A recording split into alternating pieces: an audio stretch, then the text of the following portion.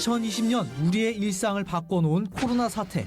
상황이 장기화되면서 가정 경제의 어려움은 물론 극심한 분노와 과잉 반응으로 가정 생활에도 폭력적인 위협이 나타나고 있는데 심리 방역이 절실한 코로나19 사태 속 가정 폭력 상황을 알아본다.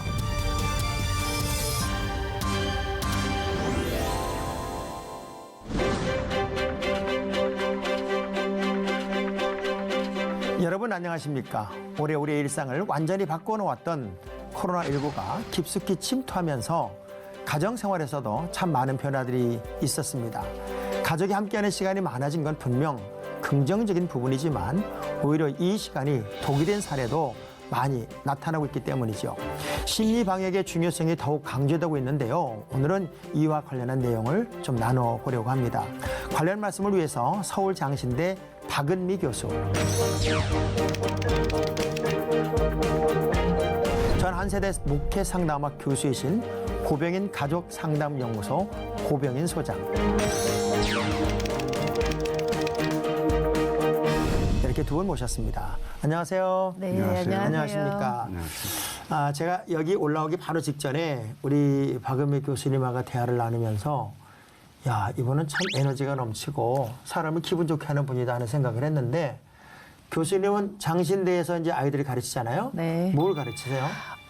저는 주로 아동복지, 청소년복지, 또 사회복지 실천 이렇게 가르치는데요. 세 과목이나? 네, 뭐 에너지 넘친다고 말씀해 주셨는데 사실 다루는 주제는 제가 다루는 주제는 아동학대, 가정폭력, 빈곤아동, 그래서 울적한 주제를 많이 다루고 있습니다. 울적하지만 해답을 또 제시할 수 있는 길을 열어주셔서 네, 열심히 사명감을 가지고 하고 있습니다. 이런 분이 얼굴에 인상이 있으면 안 돼요. 행복하고 즐거워야 많은 사람들이 희망을 갖는데, 자기 이름을 걸고 또 상담소를 운영한다는 게 이게 보통 일이 아니잖아요. 왜냐하면 고병인 상담연구소, 가족상담연구소라는 이름을 가지고 이제 상담을 하고 계신데, 특별히 하시는 일이 뭐예요, 주로? 주로 이제 중독된 사람, 그다음에 중독자들이 학대를 자행합니다. 네. 학대를 받은 사람, 가족들이죠. 그래서 학대를 받아서 정서적으로 외상을 갖고 있는 사람들, 그럼 우울증도 있고 정신질환자도 있고, 그래서 이런 분들을 개인 상담, 또 부부 상담, 가족 상담, 집단 상담을 지금 멀티플하게 운영합니다. 그러면 코로나 이전하고 이후하고 지금 상담의 어떤 건수가 코로나 이후에 좀 더 많아져요? 뭐 그렇게 큰 변화는 없습니다. 큰 변화는 없고. 왜냐하면 상담소에 온다라는 게 참 어려운 일이거든요. 그렇죠. 교수님 어떤 것 같아요? 그런데 현장에서는 최근에 그 코로나 생기고 또 게다가 코로나가 우리가 생각했던 것보다 길어지고 있잖아요. 그래서 가정폭력 신고 건수 이런 거는 급증하고 있다고 하거든요. 그래서 작년, 재작년하고 비교했을 때는 실무자들이 체감하기를 증가했다 이런 말씀들을 하세요. 실제적으로 이제 코로나 사태가 많은 부분을 바꾼 건 확실한 거잖아요. 그렇죠. 이제 우리 교회의 그 학부모들도 아주 죽겠다는 말을 입에 달고 살더라고요. 아이들 학교를 안 가니까 일단은. 그리고 늘 또 좀 큰 회사들, 좋은 회사 다니는 신랑들이 이제 출근을 안 해요. 그래서 가정의 변화가 참 많이 일어난 것 같은데, 가정에서의 그 변화가 구체적으로 어떻게 좀 많이 일어난 것 같아요, 교수님? 그러니까 긍정적인 변화라고 하면 오히려 이제 바쁘고 밖에 활동 많이 하시던 가장들이나 뭐 이런 분들이 집에서 생활을 하시면서 가정 생활의 소중함이나 가족 관계가 더 친밀해지거나 그런 측면이 이제 있으면 좋고 있기를 바라지만, 또 역으로 가정에서 또 넓지 않은 공간에서 접촉 빈도가 높아지면서 또 회사 못 가고 집에 있고 학교 못 가고 집에 있으면서 부대끼는 스트레스가 많아지는데, 그 스트레스를 사실은 건강한 방법으로 풀 수 있어야 되는데, 그동안에 그런 건강한 방법으로 스스로의 스트레스를 다스리는 법을 배우시지 못하신 분들이 한꺼번에 이제 함께 계속 있는 시간 때문에 갈등이 더 많아졌다 하는 건데, 어떤 의미인가 같아요? 그러니까 그동안은 피할 수가 있었죠. 직장으로 피하고 학교로 피하고 여행으로 피하고 그랬는데, 이걸 한데 모아놓으니까 이 갈등이 이제 증폭이 되는 거죠. 그러니까 아까 말씀하신 대로 건강한 가정은 더욱 건강적으로 다름과 차이를 대화를 통해서 해결하는 그래서 새로운 것들을 발견하는데 이제 본래부터 엮이는 가정들이 모이게 되면 더 엮이는 게 증폭이 돼가지고 부대끼면서 결국 술이 들어오고 가정폭력이 들어오고. 그러니까 감사했던 걸 잘 몰랐던 것 같아요. 이런 감사 같아. 요즘 그 어떤 CF 광고도 있던데 갔다 올게. 이 갔다 올게란 말이 갈 때의 박수, 올 때의 행복 이렇게 좀 떨어져 있으면서도 서로 만남이 주는 행복이 있었는데 그런 것들이 그냥 계속 같이 있다 보니까 생기는 그 우울증도 생겼다고 그러는데 그 자가 진단할 수 있는 우울증이 있어요? 어떻게 나 우울증인가 봐 그런 생각을 많이 하는데 어때요? 자가 진단한다는 건 본인들은 우울인지 잘 모릅니다. 근데 신체의 변화가 와요. 뭐 먹기를 많이 해가지고 우울로 먹기를 많이 해서 비만해진다든가 아니면 식욕을 상실해가지고 체중이 3-4kg 빠진다든가 그렇게 되고 이제 무기력에 빠집니다. 그래서 침대에 누워있다든가 아무 일도 할 수 없다든가 슬프고 그렇게 되면 이분들이 자기가 우울인지를 몰라요. 그래서 이제 정신과 의사들이나 그러면 정신과 의사들은 약분이 처방해 주지를 못해요. 시간이 없는 연고로. 그러니까 거꾸로 전문 상담사를 찾고 정신과 의사에게 약을 병행하는 치료.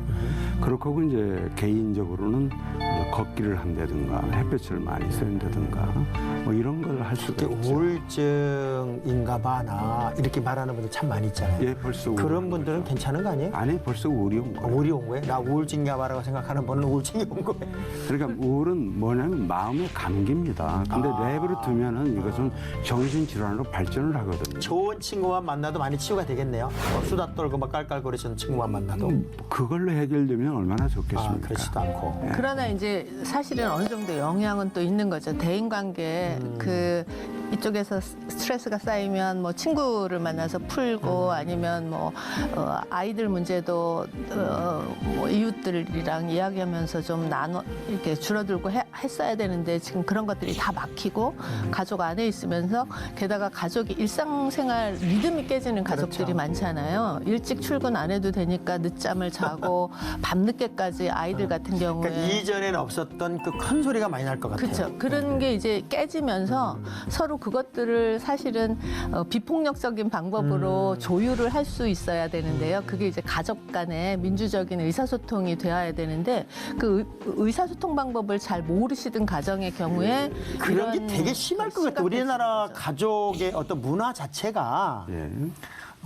좀 젊은 친구들에게서는 그래도 좀 뭐 남편이 육아도 좀 많이 해왔고 또 살림도 많이 도와줬고 했는데 이제 우리 세대 조금 밑에부터 해서는 그렇죠. 사실은 분담이 정확히 있었단 말이에요. 분담이 정확히 있었는데 이런 분들이 계속 같이 집에 있다 보면 굉장히 서툴지 않을까. 그러니까 50대 이후로는 가부장적 문화가 뭐 가사일을 돌보면 안 되고 그렇고 또 뭐가 있냐면 한국 사회의 그 구조적 모순이 뭐냐면 하우스는 있었고 홈은 없었거든요. 심각합니다. 이게. 그랬군요. 근데 하우스에 살던 사람들이 홈으로 모이니까 홈을 어떻게 살아야하는지를 몰라요. 게다가 이제 그 코로나 때문에 경제적인 어려움을 겪게 되잖아요. 이제 그 지금 가사 분담 말씀하셨는데 전통적으로는 또 이렇게 남성의 역할을 가장의 역할을 그 가계 소득의 확보 뭐 이런 걸 했었는데 예를 들면 코로나 때문에 이제 실직 상태가 되면서 혹은 경제가 어려워지면서 이제 스트레스를 받고 출근을 안 하면서 집에서 뭐 중독 잘 아시겠지만 혼술 밖에 나가서 술 드시던 분이 집에서 이제 술을 드시거나 뭐 이러면서 이제 계속 그 갈등의 기회가 일반적인 높아지는 거죠. 가정들에서 이제 그런 일이 일어난다 칠 때 우리 크리스천 가족, 크리스천 공동체의 가족 안에서의 일어날 수 있는 또 다양한 어떤 갈등도 있을까요? 그 사실은 이건 좀 그동안 사실은 이제 제가 이런 가정폭력 관련해서 오늘 이렇게 자리를 마련해 주셔서 네, 너무 네. 감사해서 한 걸음에 달려왔는데요. 네. 우리 크리스천들이 보통은 가정폭력 같은 거를 이렇게 좀 우리들한테는 없는 일일 것이다. 그렇지 이렇게 않아요. 제가 조금 이따 얘기할 건데 생각하기도 절대 하고. 그렇지 않더라고요. 근데 기본적으로 가정폭력 발생률은 최근에 이제 여성가족부에서 매년 실태조사를 정기적으로 매년은 아니고 정기적으로 이제 보고하도록 되어 있고, 근데 그런 실태조사 보면 일반 가정에서 한 많이 잡으면 그러니까 사실 이제 일반인들은 뭐 이렇게 굉장히 심각한 신체적인 폭력만 가정폭력이라고 생각하는데 그거 외에 생활비를 필요한 생활비를 의도적으로 안 준다거나 악의적으로 정서적으로 괴롭히거나 뭐 이런 것도 이제 다 가정폭력으로 잡는데 그것까지를 넓게 잡으면 뭐 60% 가까이도 일반 전체 인구에. 가정폭력을 경험한다 이렇게 보거든요. 근데 이제 일반적으로는 한 3분의 1의 가정에서 가정폭력을 경험한다 하는데 여기서 이제 저희가 오늘 좀 강조해서 말씀드리고 싶은 내용은 기독교 가정이 우리가 바라기로는 좀 덜 했으면 하는데 네. 여러 가지 연구나 현장의 경험적인 보고에 따르면 기독교 가정이라고 덜 하지 않고 그럼요. 그다음에 또 어떤 경우 어떤 보고에서는 오히려 기독교 가정에서 더 많이 가정폭력이 발생된다 이런 보고가 있습니다. 어때? 상담 들어올 때 그 폭력 때문에 들어오는 상담도 더 많은가요? 그러니까 중독 가정을 다루다 보면요, 그 중독 가정은 항상 폭력이 존재합니다. 그러니까 아내들이 이제 폭력의 희생자가 돼가지고, 그러면 이제 우리가 가정 폭력을 얘기할 때 뭐 신체 폭력만 폭력이 아니거든요. 정서 학대도 있고요, 언어 학대도 있고요, 성적 학대도 있고, 영적 학대도 거기에 포함돼요. 제가 30년 전에 네. 목회를 시작할 때 제가 실제 겪은 상황들이에요. 그때만 해도 폭력이라는 게 예. 지금의 생각하는 폭력이 아니었습니다. 우리 때 우리가 목회 시작했을 때 우리 교인들이 실제 당하는 한 서너 가지 유형의 폭력은 첫째, 부인이 차를 안 사준다고 집에다 불을 지르고, 그리고 칼을 들고 죽인다고 그러고, 또 술을 먹고 들어오면은 부인을 이 몽둥이로 두들겨 때려서 온몸이 이게 뱀이 이게 휘감듯 멍자국. 그래서 이분들이 매를 맞는 날이면 교회로 도망오는 거예요. 그런데 교회로 도망오면 또 교회가 소리 버럭버럭 지르고, 그렇게 매 맞는 아내들이 목사님 이번 주 내가 맞았으니까 일주일은 좀 편안할 거예요. 이런 얘기를 해요. 그러니까 그게 어떤 폭력도 자기를 안심시키는 하나의 단계처럼 여겼던 그게 30년 전의 폭력이었거든요. 지금도 마찬가지입니다. 지금도 그 정도 폭력이 있을까요? 아니 있어요. 근데 무슨 문제가 있냐면 폭력에 희생된 주부들이 말입니다. 네. 매를 안 맞으면 잠을 못 자요. 스톡홀름 신드롬이 있지 않습니까? 똑같아요. 그게 동반 의존이라는 병에 걸려가지고 일과가 안 끝난 거예요. 글쎄 이제 굉장히 극단적인 예, 경우에 극단적인 이제 그런 경우도 있고 기본적으로는 이제 폭력은 학습된다 하거든요. 네, 그렇죠. 그래서 과거에 자기 어린 시절에 가정에서 가정 폭력을 목격하면서 컸거나 아니면 실제로 가정 폭력이 이루어지는 장면은 이제 가정 폭력 자체는 가족 구성원 간에 이루어지는 폭력인데 힘의 불균형 때문에 오는 거라고 기본적으로는 보잖아요. 그러니까 이제 가장이 가장의 힘을 가지고 자기보다 약한 사람에게 자기의 어떤 그 생각이나 근데 힘을 그 전보다 발휘하는. 지금은 만약 그런 상황이 벌어지면 네. 경찰에 이제 고발을 하거나 그걸 알리면 예전에 경찰이 와서도 꼭 이렇게 얘기했어요. 집안일이니까. 집안일이니까 잘 타협하세요. 우리는 네. 어떤 법적으로 당신들을 구제할 방법이 없습니다. 이러니까 그냥 평생 맞는 거죠. 그래서 지금은 좀 바뀌지 네, 않았어요? 요즘은 그런 바뀌었죠. 부분은 이제 상당 부분 개선되고 있고 가정폭력에 대한 인식도 일반인 인식이 좀 나아져서 예전처럼 그렇게 극심한 학대를 폭력을 그냥 감수하고만 있지는 않지만 여전히 그런 극단적인 사례들이 있고 근데 이제 일반인들께서 좀 의아해 하실 수 있는 부분은 아니 그렇게 왜 맞고 사냐 뭐 그런 방금 이제 목사님께서 말씀해 주셨지만 사실은 그렇게 그 학습된 무기력이라고도 하고요. 그다음에 폭력이 주어지는 상황에서 네가 맞을만 하니까 맞는 거다. 그다음에 네가 무슨 잘못을 했으니까 때리는 거다. 또 크리스천 가정에서는 성경의 작구 같은 거 뭐 에베소서 같은 경우에 뭐 복종해라. 그다음에 자기식으로 해석을 하는 거지, 자기식으로. 뭐 예수님이 견뎌냈듯이 십자가를 져야 된다. 그런 이제 말씀을 인용하면서 하면서 너가 내 집에서 나가면 할 수 있는 게 아무것도 없다. 그런 식의 어떤 그 언어적인 폭력이 그러니까 같이 폭력의 가니까. 정의를 좀 한번 다시 한번 정의를 네. 내려봤으면 좋을 것 같아요. 이제 우리 아까 처음에 말씀하셨지만 뭐 주목의 어떤 주목질만이 그거는 아니라 신체적인 폭력, 신체적 폭력 네. 또 정서적인 폭력. 정서적인 어떤 게 있어요? 뭐 무시한다든가 무시한다든가. 양육을 안 한다든가 그죠? 돈을 안 갖다 준다든가. 예, 예. 그건 경제적인 경제적인 폭력. 경제적인 네. 그다음에 이제 사실은 일반적으로는 생각하기 좀 어려운 부분인데 가정폭력으로 들어가는 부분 중에 하나가 뭐 그 통제 같은 거 있잖아요. 통제나 방임. 경제권 같은 거.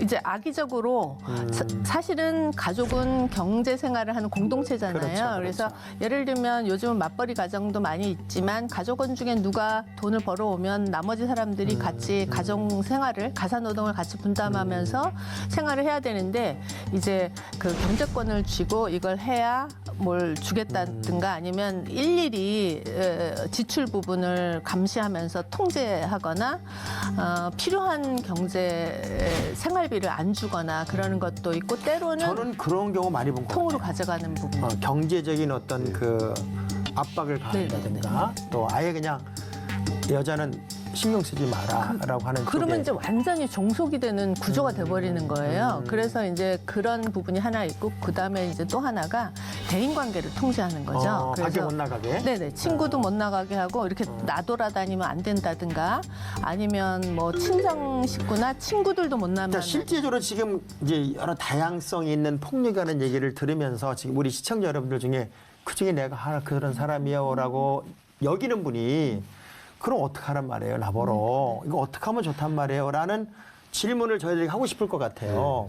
자, 그럴 벌써 때. 이제 대처 방안으로 가시. 아니, 그럴 때 이제 이분들에게 어떤 네네. 방법이 있어요, 좀? 그렇죠. 크리스천들이 사실은 지금 제가 이 자리에서 공유하고 싶은 부분은 그러니까 예전처럼 그렇게 참고 인내하시고 기도하자 이런 물론 기도는 필수로 하셔야 되는데 그 다음에 최근에는 가정폭력 관련해서 굉장히 그 시스템이 계속 좋아지고 있거든요. 그래서 1388로 신고도 하셔야 되고 어디라고요? 1388로 신고하시거나 아니면 그냥 요즘은 112에 신고하시면 경찰이 예전처럼 그렇게 하지는 않도록 되어 있어요. 근데 정말 그래서 어려운 게 내가 신고를 한다. 네. 또 누구의 도움을 받는다라고 할 때, 이제 그만 살아야지. 라는 마음이 아니면 그 신고를 한다든가 또 그 남편이 그런 상황이 왔을 때 신고한 거에 대해서 용납을 안 하면 그런데 그 자세와 관련해서도 꼭 드리고 싶은 말씀이 있는데 이제 사실은 그 아내분들께서 최근에는 사실은 또 남편도 가정폭력 피해 당하시는 분들도 계시긴 하는데 아내분들께서 가정의 화합 평화를 위해서 가정을 유지하기 위해서 내가 그냥 이거를 나 혼자 참고 간다 그렇게 생각하시는 경우가 있는데 사실은 폭력을 허락하는 것 자체가 상대방을 폭력자를 만드시는 거잖아요. 그래서 이제 방임하는 게 되니까. 그러시고 가정폭력에서 제일 중요하게 생각하셔야 되는 부분이 이 가정폭력을 목격하는 자녀들에게 미치는 또 해악이 굉장하거든요. 그래서 이 아이들에게 아동학대나 또 학교 폭력이나 이런 것들을 또 전달하게 하는 그런 부분이 있어서 꼭 끊어주셔야 되는. 끊어주는 용기가 필요하다. 네. 근데 이제 그것은 우리가 결과를 가지고 어떻게 치료하느냐, 어떻게 이걸 금지하느냐, 그쪽으로 이제 사회학을 하시는 분들은 보죠. 근데 상담학을 하시는 분들은 그렇게 안 보고 그 원인이 도대체 뭐냐. 아내도 그 원인이 뭔지를 모르고 당하고 있거든요. 폭력이라는 악습을 가지고 있는 남자다 이렇게 얘기를 하는데 이 고리를 잘라주는 게 뭐냐면 원인을 알아야 하거든요. 되게 그러면 어떤 사람들이 폭력을 구사하는 사람들이냐. 자기 관계가 안 되는 사람이에요. 자기 사랑이 없어요. 자존감이 낮은 분들이에요. 그 원가족에서 그렇게 배웠어요. 그리고 부부 친구 관계가 안 돼요. 그러니까 자기 관계가 안 되는 사람이 결혼을 하니까 부부 관계가 안 되죠. 친구 관계도 안 되고. 근데 아이가 났어요. 가족 관계로 확산이 됐는데 가족 관계가 안 됩니다. 근데 이분들은 뭐냐면 교회 관계도 안 돼요. 그래서 교회에서 그런 사람들이 나오는 거예요. 그다음에 직장 관계도 안 돼요. 사회적 관계도 안 돼요. 그다음에 맨 마지막에 하나님과의 관계를 가지고 있죠. 근데 보편적으로 교회들이 하나님의 관계를 너무나 강조한 나머지 자기 관계나 부부 친구와의 가족 관계나 교우 관계는 등한시되는 그런 아니 경우가 이제 참 그렇게 많습니다. 이제 얘기를 하다 보면 예. 그러면 구제불능인 사람이 돼버리니까 예. 과연 이제 그런 환경이 됐을 때 예. 이제 아내 입장에서는 이제 조용한 상담, 여기는 예. 조용한 상담, 또 여기는 고리를 끌어내는 어떤 결단. 그러니까 교인들께서 해주셔야 되는 가장 중요한 역할은 이분들 스스로는 학습된 무기력이나 그다음에 폭력을 통해서 계속 경고를 그렇게 받기 때문에 사실 스스로 벗어나는 용기를 취하기가 굉장히 용기 있는 행동을 취하시기가 어렵거든요. 그렇죠. 그래서 좋은 친구로 이웃으로 또 교인으로 서로 교제하시면서 어려운 그 교인들을 좀 관찰해 주시기 그런 다음에 이제 좋은 친구가 되시면서 계속 정서적으로 지지를 해 주셔서 이제 힘을 갖도록 좀 도와주시는 거죠. 그러고 사실은 정보를 몰라서 계속 어려움을 겪는 경우도 있기 때문에 어느 순간 어느 타이밍에는 그렇죠. 그런 뭐 해법이 있으면 그 가정은 사는 것이 될 거고. 이제 미국 같은 예는 이렇게 가정폭력에 희생된 그 주부들이 있지 않습니까? 네. 그럼 아이는 아이일 대로 자조그룹을 만들어줍니다, 교회가. 그럼 무슨 얘기냐면 폭력에 희생된 엄마들이 있지 않습니까? 그들의 아픔과 고통은 당해본 사람만 알아요. 근데 당하지 않은 사람들이 이렇게 권면을 하지 않습니까? 그럼 또 상처를 받아요. 그러니까 당해서 거기서 회복된 경험을 갖는 사람들, 이런 사람들이 리더가 됩니다. 그래서 교회 자체에서 자조그룹을 만들어요. 알코올 중독자의 아내들, 거기 폭력도 있어요. 성음 중독자의 아내들, 도박 중독자의 아내들, 또 섞을 수도 있고요. 폭력에 희생된 엄마들, 생존자들이죠. 이제 성폭력의 생존자들. 소장님 말씀을 듣다 보니까 예. 제가 이제 여기 이 시청자 입장에서 에이 소장님 그건 미국 얘기고요. 아니에요. 우리나라는 예. 철저하게 자기를 감추고 싶어하는 자존심, 예, 예. 자존감이 굉장히 강한 문화고 예. 그리고 누가 하나가 그렇대 하면 소문이 팍 퍼지는 문화여서 교회 안에 그런 집단을 따로 만들고 또 그런 집 따로 만드는 게 굉장히 어려워요라고 말할 것 같은데. 만드는 매뉴얼이 있어요. 그걸 사용하는 교회가 극히 제한적이거든요. 자, 그럼 다시 이 자조그룹을 가지고 있는 교회가 몇 군데가 있습니다. 한국에도. 잘 운영이 되고 가정폭력 있어요. 관련해서는 근데 사실은 더 먼저 선행돼야 될 것이 이제 아까 제 신고 얘기 말씀드리다 네. 말았는데 뭐 이혼을 각오해야만 신고하는 건 아니고요. 신고를 해서 일단 가정폭력 상담소가 있습니다. 전국적으로. 그래서 1388에 연결하시거나 아니면 112에 그분들도 이렇게 신고하시면 접근해 오겠죠? 그렇죠. 가정폭력 제가 볼 때는 가정폭력 상담소까지만 연결이 되시면 상담소에도 가정폭력 자조그룹이 또 있지 상담소에서 않습니까? 예. 실제로 이분들이 어떻게 하셔야 되는지 정보도 주시고 심리적인 위안도 주시고 힘도 키워 주셔서 그 다음에 이제 어느 정도 힘이 되면 그 다음에 이제 자, 오늘 그럼 가해자를 우리가 대응하도록 하는 토론하고 거죠. 싶었는 주제를 다시 한번 이렇게 돌아가 볼게요. 네네네. 뭐 우리나라 가정에서 행복을 추구하고 정말 검은 머리가 팥뿌리가 될 때까지 아름다운 가정을 꾸미도록 결혼을 출발한 가정들이 굉장히 많은 폭력 가정이 돼서 사회적인 아픔도 문제도 됐는데 신조가 생겼다고 그래요. 신조어. 코로나 앵그리. 코로나 앵그리라는 그 신조어가 생겼는데 코로나 이후에 그 분노 지수가 더 훨씬 더 이제 상승되었다 하는 얘기가 있는데